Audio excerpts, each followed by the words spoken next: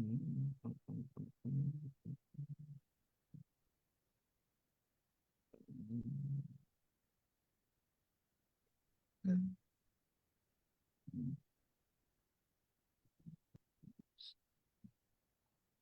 is why I should listen to some no. Sorry, everybody. I can't. Wait. Dr. Bob. There we go. Is it not coming up for you?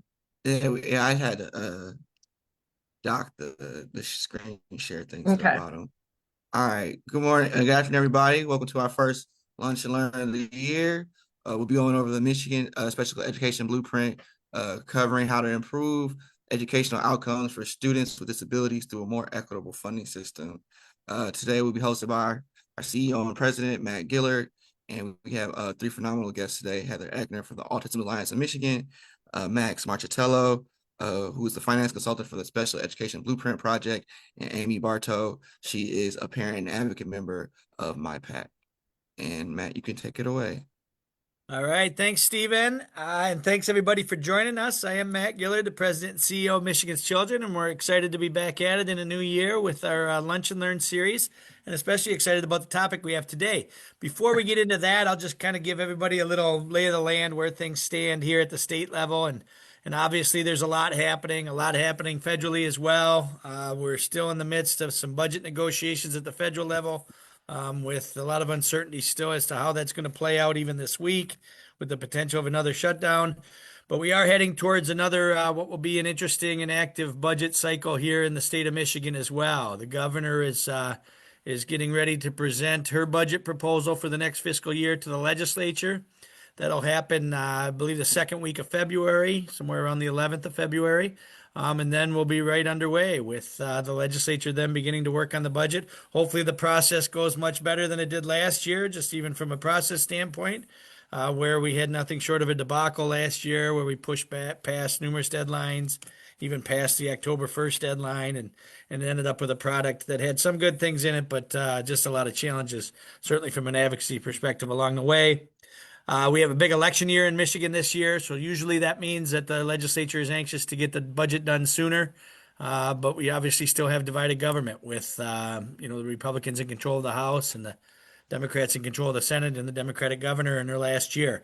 In addition, the revenue picture for the state is looking a little bit challenging. With a lot of the focus last year on shifting money towards road funding as a priority has left us looking a little bit short moving into this year. And then some of the challenges with the reconciliation bill that passed in Congress last year, which shifted a lot of funding responsibility for programs like Medicaid and food assistance programs to the states starting to come into effect. So it's going to be a challenging budget year from that perspective as well. But we'll certainly be talking a lot more about that, and I'm sure we'll have lunch and learns as well on that topic and on budget situation or budget topics as we move forward. That said, we are super excited about the conversation we're going to have today and the topic we have in front of us. This blueprint came out late last year, and we're really excited about the idea and the prospect of having this from an advocacy standpoint as something that we can really move towards in making some real changes and really significant forward progress on our special education system, especially here in Michigan. So I'm going to turn it over to our VP, Dr. Heather Boumsta, who can introduce our guests and get us started on this conversation. As always, we're hoping to have a little bit of time at the end for questions, so please feel free to pop your questions in the chat at any point during the program, and we'll certainly do our best to get answers to any questions that folks may have. Thank you, Matt. So today we have with us, very excited, Heather Eckner. Heather and I meet at a lot of meetings, and we always have to figure out which Heather is which Heather. But she is an amazing advocate for special education here in Michigan, and has directed much of the special blueprint work that has gone on. She's with the Autism Alliance of Michigan, their director of statewide education.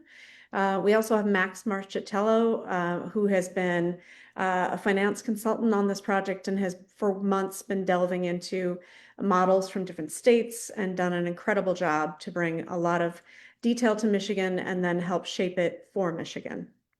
And then Amy Bartow as well, who's a member of MyPAC, which is a parent advocacy group, a parent and attorney advocacy group for children and families who are navigating special education in Michigan. And we're very excited to have her with us as well today. So I think I want to start off, Heather and Amy, a little bit with you and ask you about, there's a lot going on in special education, but for those of you who might be new to this, what is the state of special education in Michigan today? According to the special education report, the benchmark report that came out recently, Michigan is currently funding special ed at about 2.8 billion, but we still have some outcomes that are not very good for students. So tell us a little bit about how the funding has been being distributed and why it's resulting in these poor outcomes. Yeah, thanks for that question. And that's really important context. So just thanks for having us here today. And I'm excited about this conversation. To level set the context, the Autism Alliance of Michigan, like you mentioned, really has been leading the effort around special education finance reform. And then we did release the first ever Michigan Special Education Benchmark Report at the end of 2025. And really those two projects work together in the way that you just amplified, right? Like when we talk about things in kind of separate lanes, we're talking about special education funding or just education funding in Michigan through the budget process, like what Matt opened with. And where do those resources flow? How are they utilized? And to what end, right? To what sort of outcomes do we expect for kids in Michigan? And when we say, students in Michigan, do we mean all students? And that's why the importance of public reported data, disaggregated data, so that we can look at a student subgroup, different levels. Because when we brush it all under kind of a big tent, it's great to applaud incremental gains and incremental progress where and when we find it.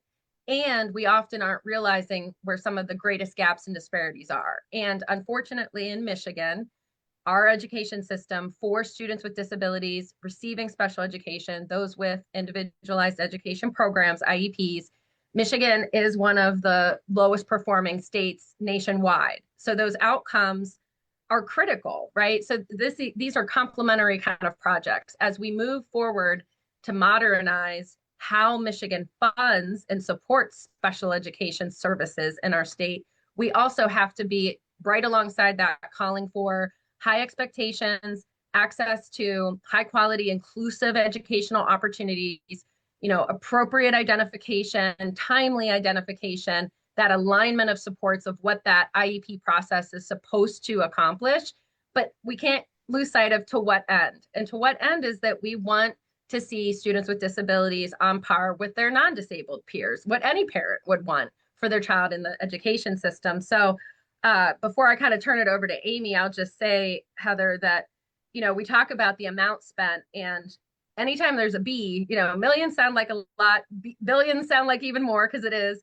So those figures often stop people in their tracks, and understandably so. I joke, but it's not funny, but I say, like, I feel like it's monopoly money where I used to like make my own $500 bills when I ran out, right? And so it's like, we just keep adding up numbers, but the kind of quintessential set statement that budgets are where your values show up, right? Like, what do you value?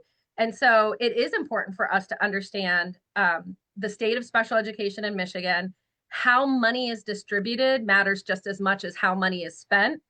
And that kind of targeted effort, which is the process of our budget cycle in Michigan with the executive office and the legislative branch, that's really important. So right now, Michigan's special education funding system is outdated and misaligned with student need. That was the why behind the Blueprint project.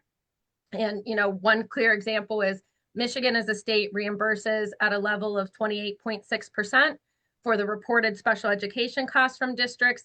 And that is, like, it doesn't matter what a district's capacity is to absorb additional costs above and beyond that locally. And we know there's a lot of differentiation of local community property value that's tied to taxes. So it gets complicated, but these things are all related. And so that flat reimbursement rate puts Michigan at one of the lowest in the nation. And it really just ignores the real differences of what it takes to educate with students with disabilities successfully, right, for those outcomes. So, Amy, I'm sure you have more to add, and feel free to, beyond being a MyPAC member, feel free to share the other places that you spend your time. Yeah, so for my context, I am a member of MyPAC. I am both a parent of 2 children with disabilities as well as an advocate. Neither of my children receive special education services because we had the benefit of being able to provide certain things for them. But my other contexts are, I am also the current president for a state organization, the Learning Disabilities Association of Michigan. And students with learning disabilities are the largest group of students with disabilities in the special education system, let alone in our schools. And so we obviously have a big interest in this work and have appreciated being part of MyPAC since it started, as well as working, with this piece. And then my third role is I actually am an educator in a teacher preparation program at Aquinas College in Grand Rapids. And so I'm working on educating our future teachers, but also really helping them understand what is this world that they're going into. So they're asking me questions where I'm like, that is the most excellent question. And funding is the problem. Why is this not happening? Why does this not happen? Why does it happen that way? And I said, well, and the benchmark report really made some of those things clear. Like that was very helpful because we're definitely seeing our students with disabilities are not graduating at the same rates. Their achievement is not the same rate. Their access to services is not consistent. Especially I deal with parents all of the time and they can move from one district to another and not even be able to access the same kind of services. And so, what we find is that that's predictable, however, unfortunately. And it's really because it's one of the results of this funding design that has just not, kept pace. Special education is controlled by IDEA. IDEA and special ed law and funding are younger than I am. And in that time, they haven't really been revised. It's been looked at just maybe twice. So we're operating on a paradigm that, I gotta say, my parents' way of budgeting and needs for budgeting was very different when I was a kid than what all of us have to do now. But we have not adjusted that for our students with disabilities. And one real example of why this is impactful in Michigan and what Heather was talking about, as far as currently our funding is per pupil, which, okay, great, that makes sense, not per need. So we're saying that educating every single student requires the same amount of resources, which we know is not accurate. So people are complaining about education not doing its job.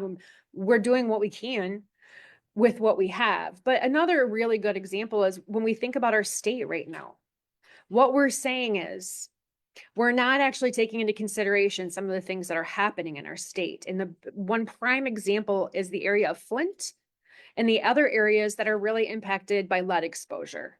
We know that students in that area will have a higher incidence of cognitive disabilities, behavioral disabilities, intellectual disabilities, perhaps, as well as impulsivity.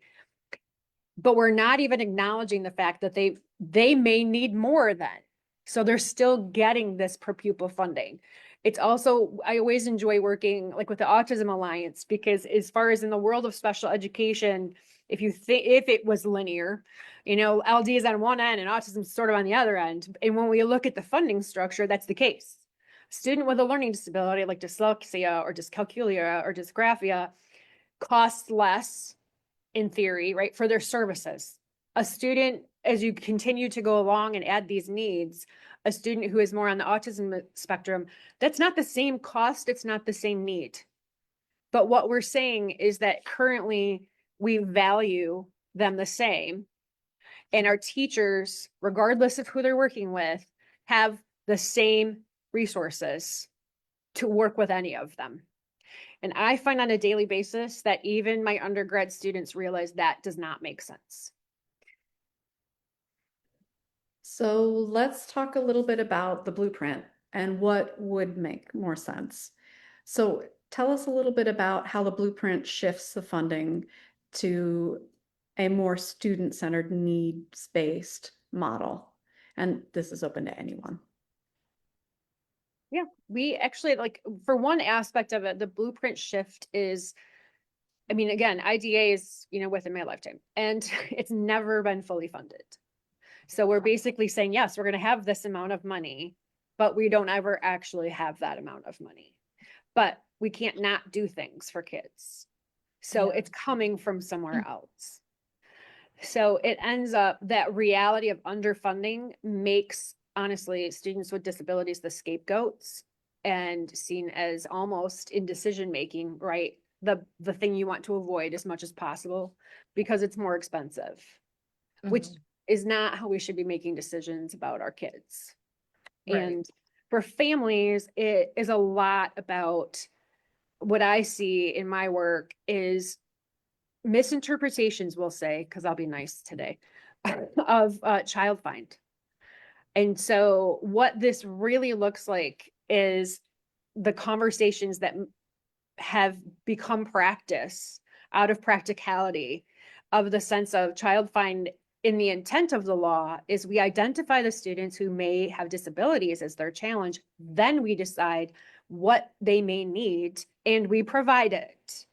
What is actually happening, and I do believe that the largest reason for this is funding. We have a shortage of school psychologists. We don't have resources. So the conversations become, oh, well, we don't think they're going to qualify, so we're not going to take the time and resources to evaluate. We're going to do this instead.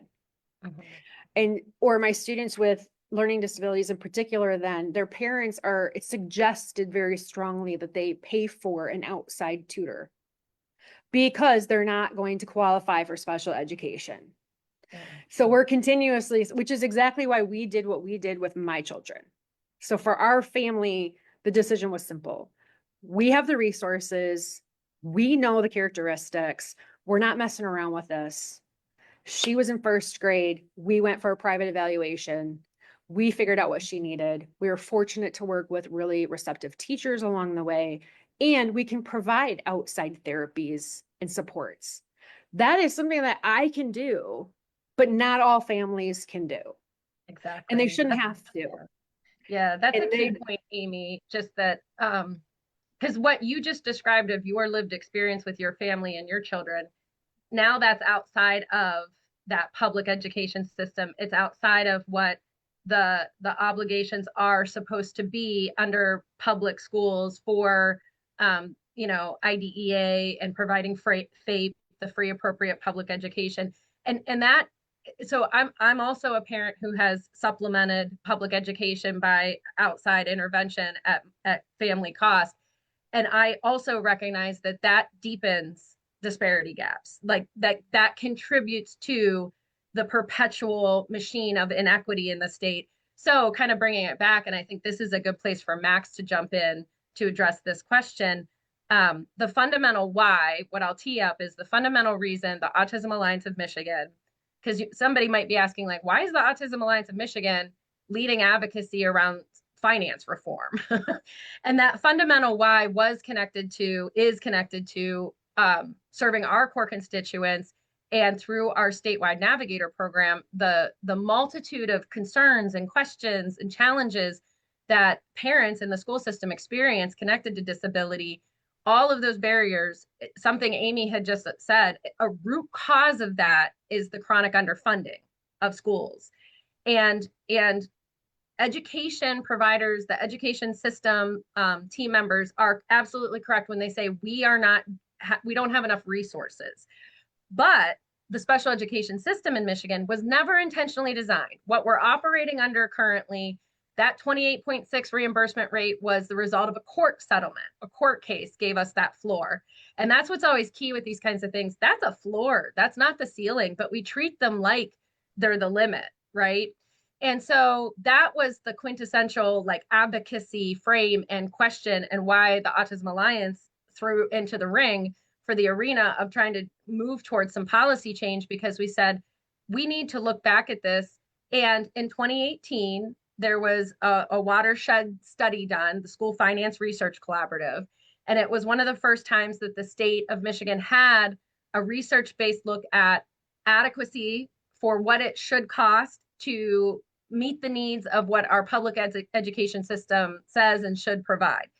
And that study, for a number of areas, but including special education, called for Michigan to move to a weighted student funding formula. That research was released in 2018, and we found ourselves into the 2020s saying, what's coming of that? And the work needed to be done to intentionally design and to figure out that path of what should that weighted funding formula look like connected to special education in Michigan. And instead of making it system centered, let's look at it through a student centered lens and utilizing the most relevant and recent research. So I think that's a good place, Max, if you want to come in and just speak to the model. Sure, I'm just jumping off mute there, sorry. Yeah, that's well put. I mean, to be kind of crass about it, the Michigan system is quite antiquated, and its approach was not in keeping with kind of best practice that you see across the country. And so, as Heather and Amy were pointing to, the primary funding from the state was rooted in a court case setting up 28.6% reimbursement as a floor. That ended up being the de facto kind of way the state functioned to comply with that case. And so then it gets kind of boiled down to the individual choices that can be made at the school level, classroom level, et cetera, which can vary considerably, where, as I think Amy was saying, that students in school district A versus school district B will get different treatment, different level of services, which I think unintentionally, right? I think people are generally trying to do a good job, can lead to budget decisions and not student need-based decisions. And so what the blueprint model is attempting to do is to upend that ordering of things and bring us, Michigan, more closely into how it's done in other countries or other states, excuse me. And at the front end, tie funding of the formula that determines how much money students, or districts rather, should receive on the basis of who their students are, what their needs are. It's very difficult, of course, as you all well know, that a student who might have the same diagnosis could have widely different needs. So the idea of a perfect system is not achievable, but there is the best approach you can come up with is to rely on the latest research. And so we were fortunate in that there was research conducted a couple of years ago, and it was the first that was done specifically about special education in a few decades, to really boil down with more than 100 experts. All right, what is, for each student, the typical student in each category, right? That's important to keep in mind. It's not perfect. It's not individualized down to each student, but the typical student in category A through B, et cetera, or A, B, C, et cetera, what do they need what are the best practices that they require? Time from different assortments of staff time, different curricula, different maybe other sorts of supports, et cetera. All the stuff, they come together and they determine, okay, for that child, it costs this amount. Then you're able to use that to build out a model that says, okay, if we know our best sense of the typical cost to serve these children to the degree they deserve and to the degree that I think anyone would expect for their child, it costs this amount. So we're able to build a system that then looks at each district, their enrollment, and then create a formula that generates a dollar amount on the basis of that research and who those kids are. So then the district then gets in this case, given the underfunding that we've had for a long time, a much greater amount of resources to purchase the services, staff time, et cetera, anything they might need to provide a comprehensive special education program in their district and in the schools. So it's a pretty significant departure from the way things have been done in the state, but it brings Michigan's system in alignment with best practice. It brings the resources in alignment, to student needs and our best sense of what it costs to meet those needs. I can talk in more detail if that's helpful, but I try to keep it at a high level. Well, I think it would be great to, equity is a core principle, and we've talked a little bit about that and touched on that.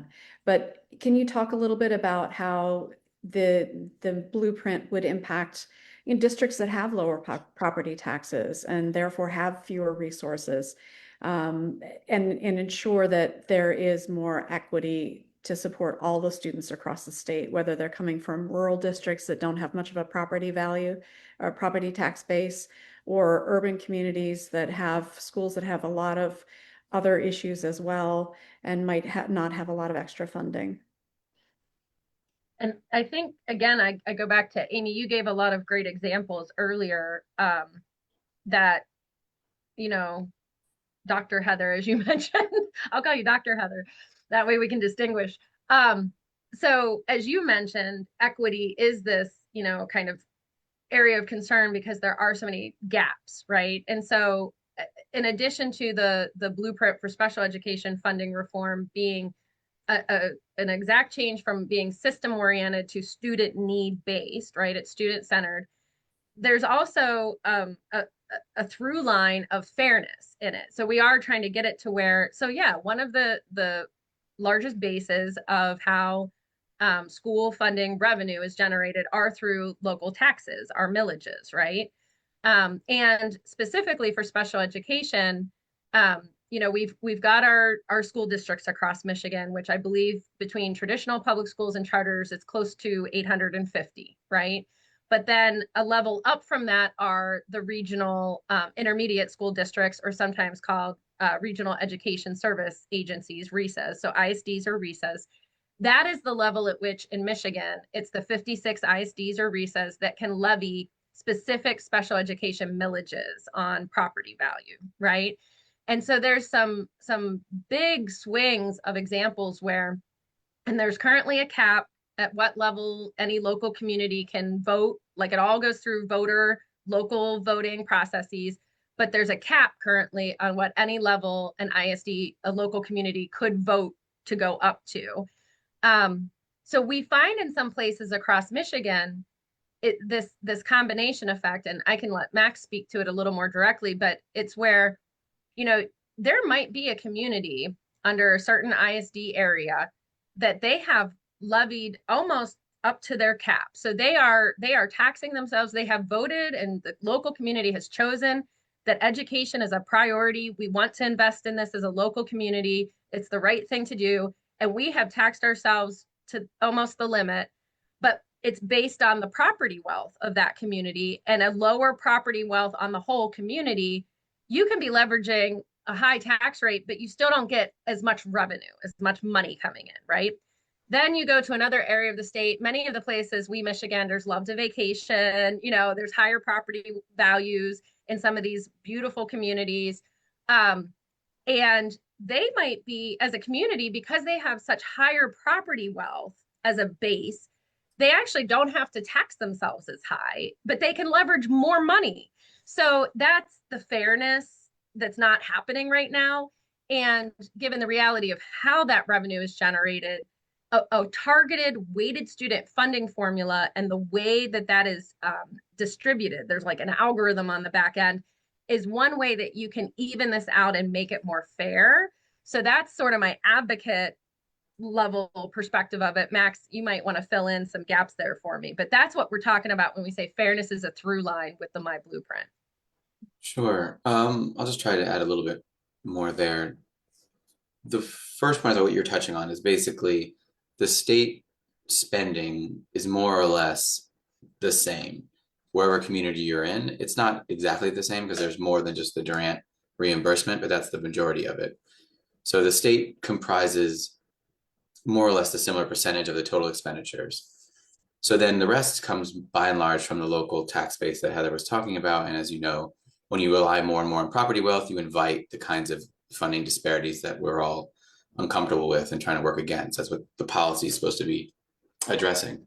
So then additionally, because you have to pay all of your special education costs, if, as we've kind of touched on briefly, sometimes those decisions can be influenced by funding and budget constraints. What we find is that students with similar sorts of levels of need might receive slightly less services in your lower wealth places. So then how you translate your enrollment into expenditure and services is inconsistent, and generally it's somewhat regressive. The lower wealth you are, coincidentally, I'm sure, just seem to find yourself needing to spend a little bit less. But that's largely because you don't have that money, right? So you have property wealth informing that, then informs your service level decisions. And you add that to the fact that the system as it is, and this happens in a lot of places, is not fully funded, right? So whatever level of service you're prescribing, even if that's already somewhat less than it should be in other places, these lower wealth places don't have as much money even to do that. So then they have to do the problem that's called encroachment that you've heard of. So they draw down their general fund at a greater rate than your higher wealth places. So there's multiple vectors of inequities that are happening currently. And so with this system, and another thing to keep in mind is that there's two different things happening, right? You have the model that we've proposed, like what's in the blueprint legislative report, describes how to answer the first order question of what do students need and how much does it cost to provide them what they need? It costs this, right? So then we've now kind of, if the model is in place, you've separated out those decisions that then say, okay, well, we can afford X amount of paraprofessionals and teacher staff, et cetera. So then we're tying what we get to what we've elected to provide, the people we can hire, et cetera. We kind of take that, we decouple that, and instead you have determined based on research, no, you need to have X amount, $10 million at your school district is what you need, as opposed to before you're spending 6 or 7 million. Then the question becomes, and this is now the second piece is, well, how do you fund that? And so you want to find ways in which state resources and local resources kind of work together in an equitable fashion so that people with more can pay their fair share, to be kind of simple about it.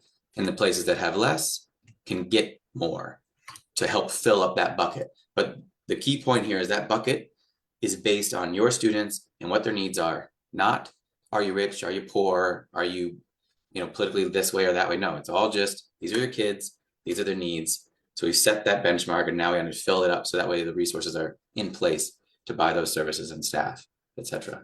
And also based on, Max said from the parent perspective as well, one of the things is yeah, I usually tend to be a pretty straightforward person. So, but, for parents, the decision becomes, I don't think people realize how economic it is, right? So parents of students with disabilities and special needs, depending on where they are, have to decide where they're going to live based on that child. So it also takes away potentially from some of the other family members.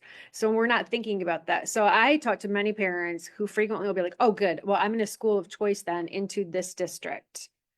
And that whole process is a whole other conversation. But the reality of that is that is the thing.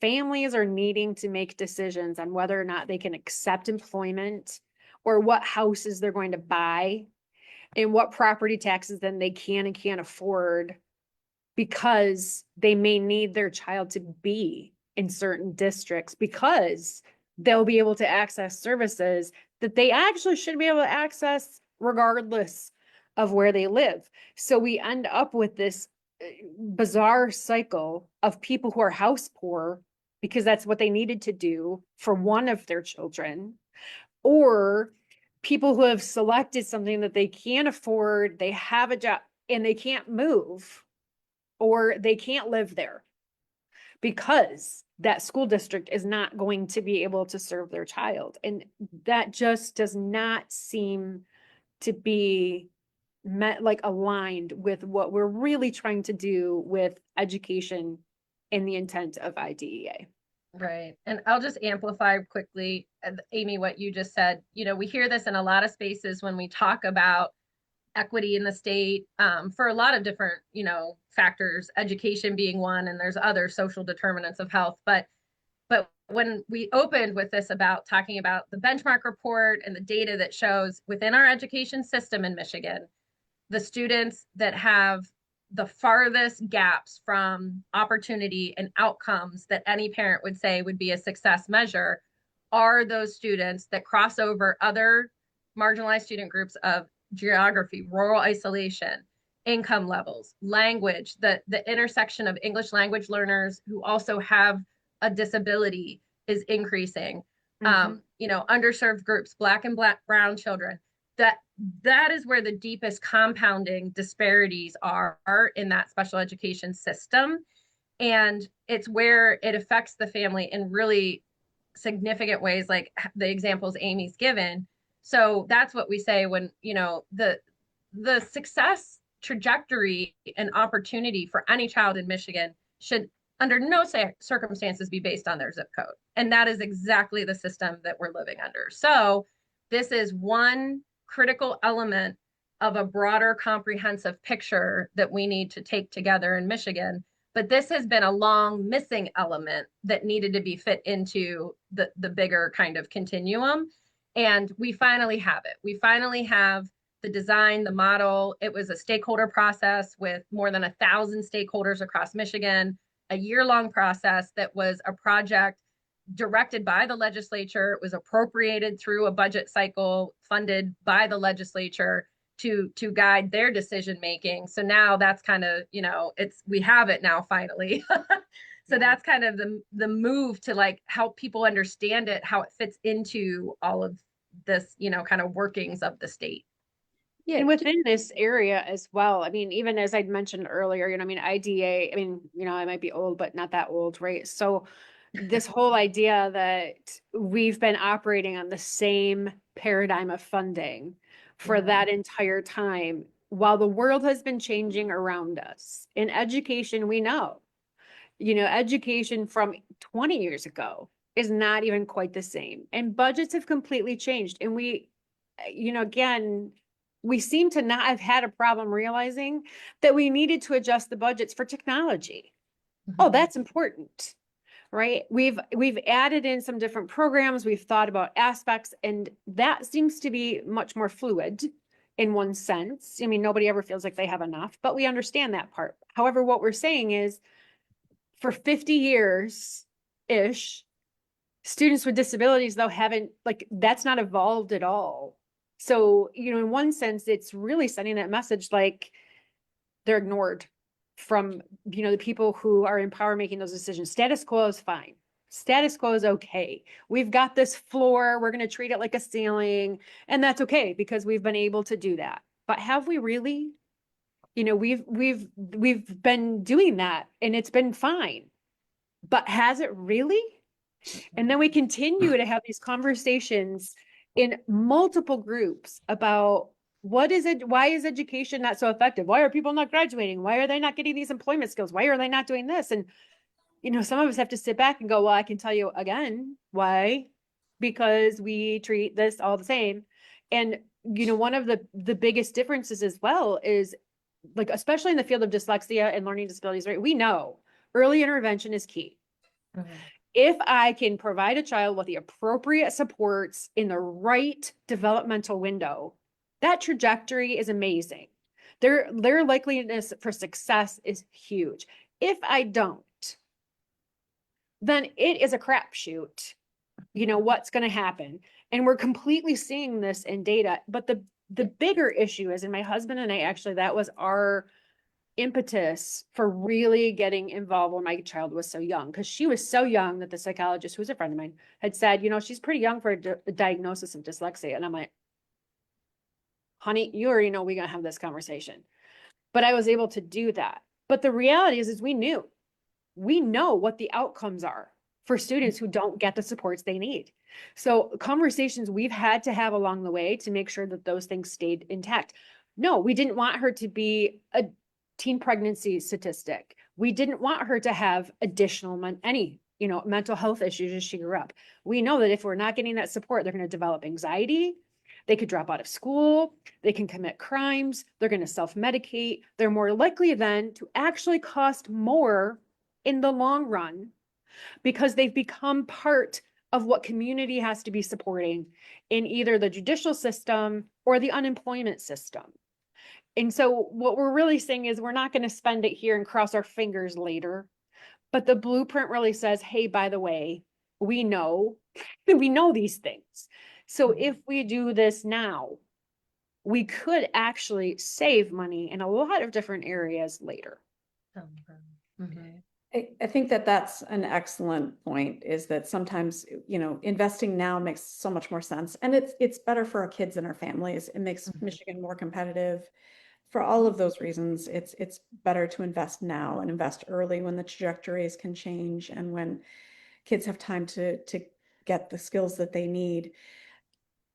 Heather, do you want to talk a little bit more about what the blueprint is and isn't? And maybe Max, you can talk a little bit about the different levels that are in the blueprint to try and help, you know, make sure that kids are getting an adequate amount of resources. Absolutely. Yeah. So that's a great kind of time to now zoom back out and make it kind of clear, right? Distinguish this. So I mentioned the Michigan Special Education Finance Reform Blueprint, which were shortened to My Blueprint.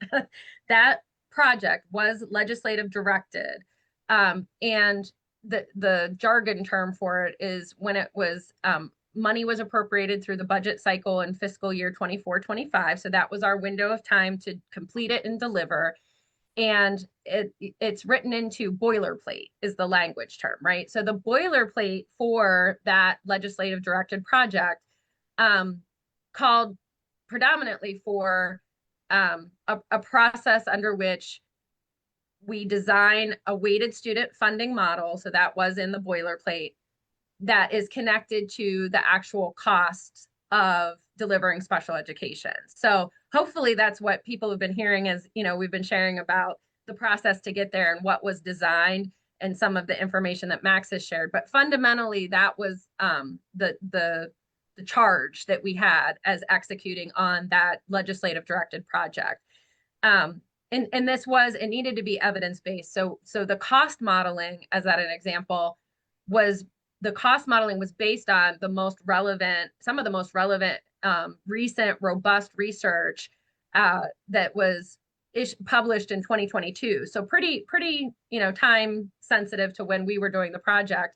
So those are some examples. And then we brought together stakeholders from, we had district administrators, ISD administrators, classroom teachers, school finance experts, people from the Michigan Department of Education, people from partner organizations like Michigan's Children.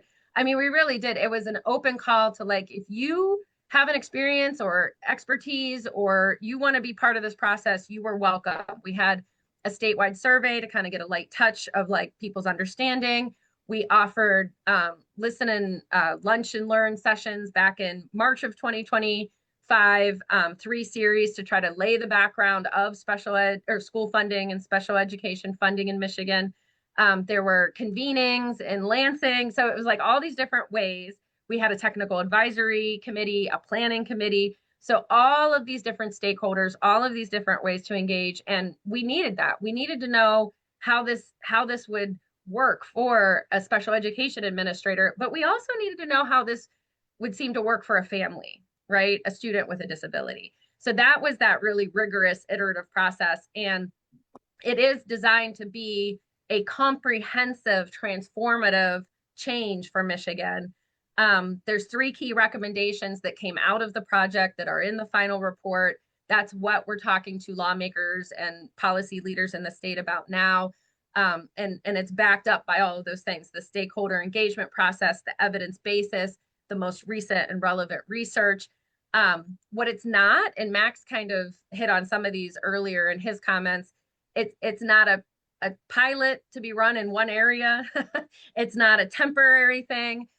It's not a patchwork piecemeal. That's how we've been handling things. And to Amy's point earlier, really has that gotten us the results that we want? That hasn't. So it's not a temporary thing. It is a wholesale transformative change for Michigan. It's not a collection of just random ideas. This wasn't created in a back room. I didn't run my thoughts through Chat GPT and be like, here it is, you know? So this was truly built. We kept saying it like it, and it really did take on kind of that ethos. This was built by Michiganders for Michigan kids. Like this is Michigan made. And that's the whole essence of it is we can't, in Michigan, we are so poorly performing in special education on the whole compared to any other state that we can no longer say we've got a decade and a half, 2 decades to just edge our way closer to. No, that's what we've been doing, and look at where we're at. So this is not intended to be some kind of incremental adjustment and tweaking. This truly is, it's moving from a system that was never intentionally designed, that nobody can really defend, honestly, right? Like of how we got here, to a system, a policy path forward, a framework, a model that was intentionally designed with Michigan input all through it, ready to go. And so that's kind of brings us to this moment. Yeah. Go ahead. One of those aspects as well is I would say that really in truth, like our current structure, you know, as we're really thinking about why now, what do we need to do? And our current structure is really detrimental. You know, it's really, our graduation rates are not moving because we're not able to give kids what they need. I'm finding in the teacher pipeline, it's stressful for new teachers to know that they're going into an environment with, I mean, when we say we have limited resources, that it is, but we still are expected and we want to. Like, it's not about bad people. So then when we think about the blueprint itself, adding that structure really to our state budget is really an easy lift for legislators, quite frankly. It really shows that we're considering Michigan's families and children, and that we're thinking about that student-centered piece. And even for those of us like me, I mean, my children are currently getting what they need. Granted, they're adults, they're doing really well, but they always did. But they did that because we were able to supplement. And so, you know, the implementation of this blueprint, if we really want to move the needle for economics and education in Michigan, is vital. Our needs of a child, needs of a person in general, can change at any point in time. And right now we cannot be responsive to that because we are saying that it's the same thing no matter what. So let's talk, Max, really quickly through some of the levels just to give people a feel for that. Yeah. And then I really want to turn us to advocacy and what needs to happen next to make the blueprint come to life and put it in statute. Yeah. So just to be clear about how maybe folks are not familiar with like a weighted student funding formula, how it works. So you guys have one now in Michigan. A few years ago, you adopted and implemented the Opportunity Index, which itself is a kind of weighted student funding formula.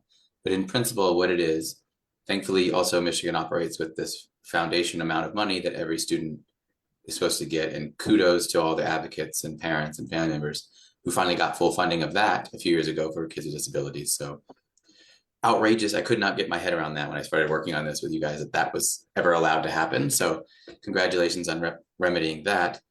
The basic idea is the state decides this is the base money that amount of money a student should have who has no additional needs or characteristics. You're just not, you know, the typical child, whatever that means. Okay, $10,000 roughly is what it is for you guys now. And so then the weighted student model decides like, okay, students with additional characteristics will trigger an additional weight on top of that. So you get your base amount, and then they basically apply a multiplier to that base amount to determine the supplemental dollars that you should receive or that the district would receive on behalf of enrolling that child. And the way it works is the more significant the cost associated with the needs of the child, the larger the weight is. And these are all on top of your foundation amount. It's not like you get this instead of or anything like that. You're a child in the school, you get the base amount that every child in the school gets. Now this is on top of that. And so the way we did it, a lot of times what happens, unfortunately, and I regret to tell people this, luckily it's not the case in Michigan, is so often is these systems are kind of constructed based on a little bit on vibes and how much money is around, not exactly hard science. And to be clear, like this is not a perfect science, but it's the best we have.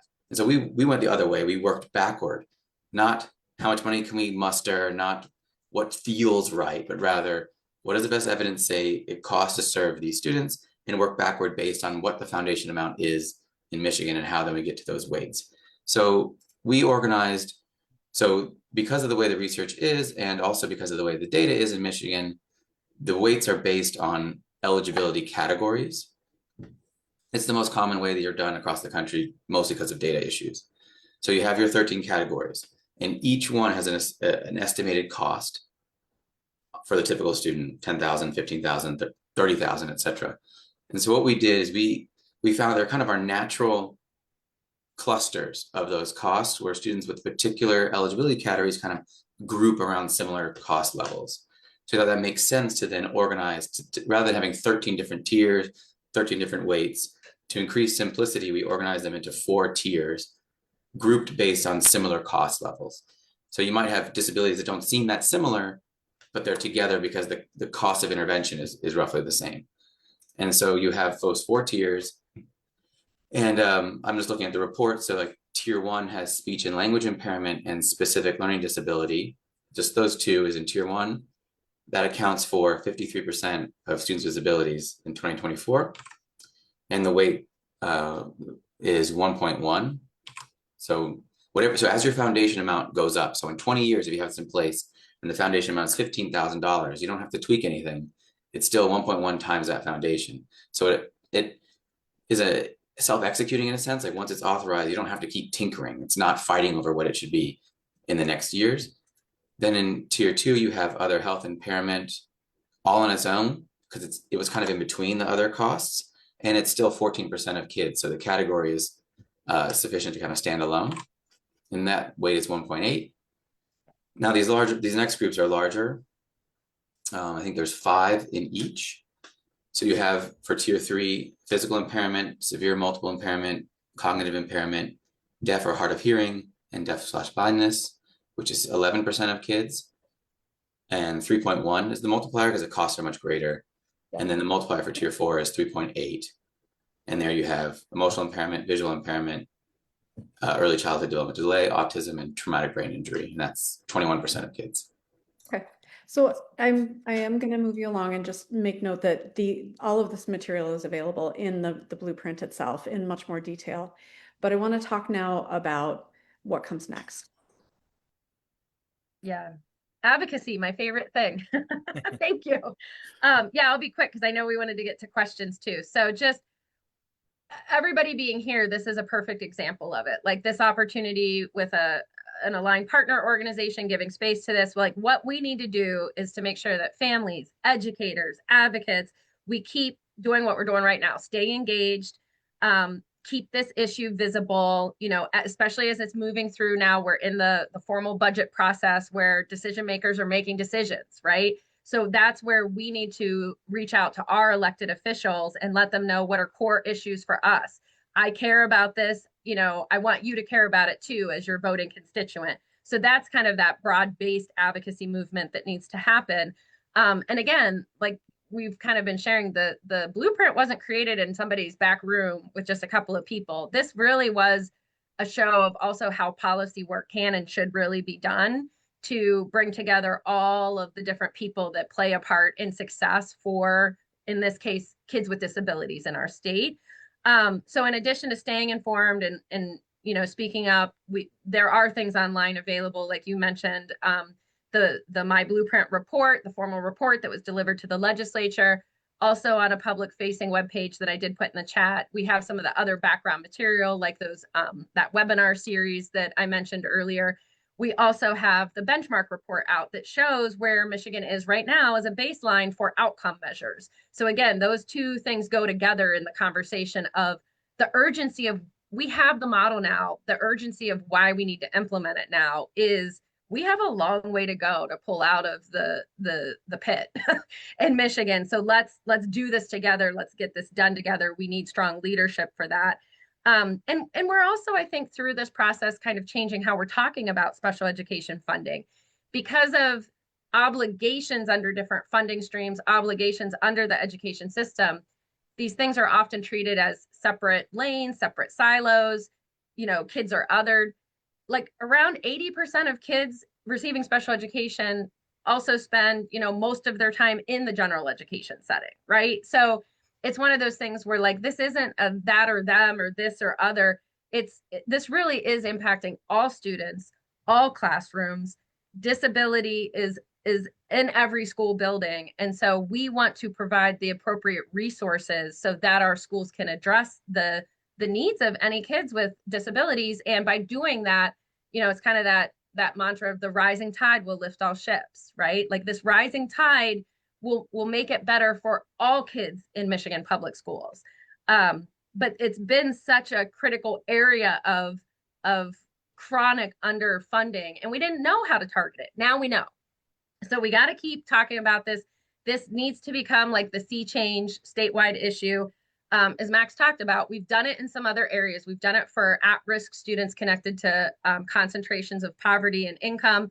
We actually have some weighted funding kind of formula in place for English language learners. Students with disabilities is the other key segment of that continuum. Now is the time to put this in place so that we have a more comprehensive system that is aligned to targeted needs of kids. So share your real world experiences. Like Amy shared a lot of kind of real world, how this has affected me, the system, my kids, people I work with. And you know, if once you dive into all of this, if you are in support of the blueprint, we do currently have a petition out that we're happy to share the link with people that you can, you know, it's one of those petitions that tees up an email that would go to the governor and your House and Senate representatives based on your address. So, you know, we're trying to make those kinds of options available to people because we know we're all busy. Another email is another email. But this is such an important issue that we're trying to make it accessible to everybody. You want to learn more and understand, we're trying to offer that up. You want to talk to your elected officials, we're trying to offer that up, you know, and we're going to just keep this moving. But this is a roller coaster process of the budget cycle, how Matt opened this. So these are critical windows. So I appreciate you amplifying this. Sorry, Amy, I think you're muted. Of course I am. But you know, I mean, there's always like those things that we can do, but also the little, like littler, well, I don't know, they might feel a little smaller, right? Is just have those conversations. Like for us, it's the advocacy piece, but it's also the education piece. I think it's very easy to say, or have someone's response be, well, hello, IDEA says you need to make kids' needs. Like there's the end of the conversation. Like it's happening. Okay, but here's why it's not. It's not because people are evil. It's not because schools hate kids. It's actually because this is the system that we work in. And so the very down and dirty version is right now we have the same amount of money for every kid, no matter what. If we change that, then we could meet their needs and help people like have that conversations. Like we're having parent conversations now online once a month. And in February, we will highlight the Michigan Blueprint for LDA of Michigan. And as far as like what that means for our students with learning disabilities. And again, how to have these conversations with peers as well as legislators. And, you know, how can we carry these conversations forward? And for those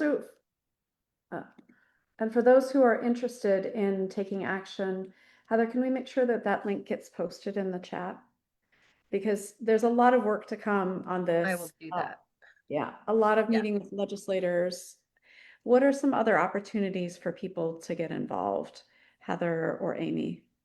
Well, I would say, so Amy is one of the, I think, original members of the Michigan Parent Advocate and Attorney Coalition, so MyPAC. So that's www.mipaac.org, and I can put that in the chat. But that's really our grassroots statewide network. We're 450 plus members strong, more than 5 years into this now, and it's partner organizations, it's parents. But what's key to that that collective is we are unapologetically student-centered because there's lots of school association groups out there. We're talking and meeting with them. We want this to be, you know, a big push like on all fronts, but there really wasn't a place for like I said, unapologetic student-centered advocacy to happen at that family level in special education. So that's MyPAC. And so that's a great way. We have member meetings and you get communications. So if you really want to be, and AAOM, Autism Alliance serves as like the backbone kind of organization that helps keep that coalition going.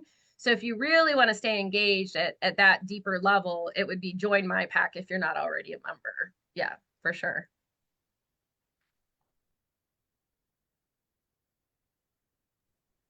Anything else? Otherwise, I think, Matt, you want to close us up? Yeah, I just want to thank our guests. Thanks everybody for tuning in. This is a great topic. We covered a lot of ground here. We'll have resources available on our website as well at michiganschildren.org. And please reach out with any questions, ideas, or suggestions. Thanks again, Heather, Max, and Amy. You know, I love this from an advocacy standpoint. You guys did the hard work. The blueprint is out there. It's a plug and play for us. Now it's a matter of letting our legislators know that this should be a priority. Thank you. Thanks, everyone. Thank you. You.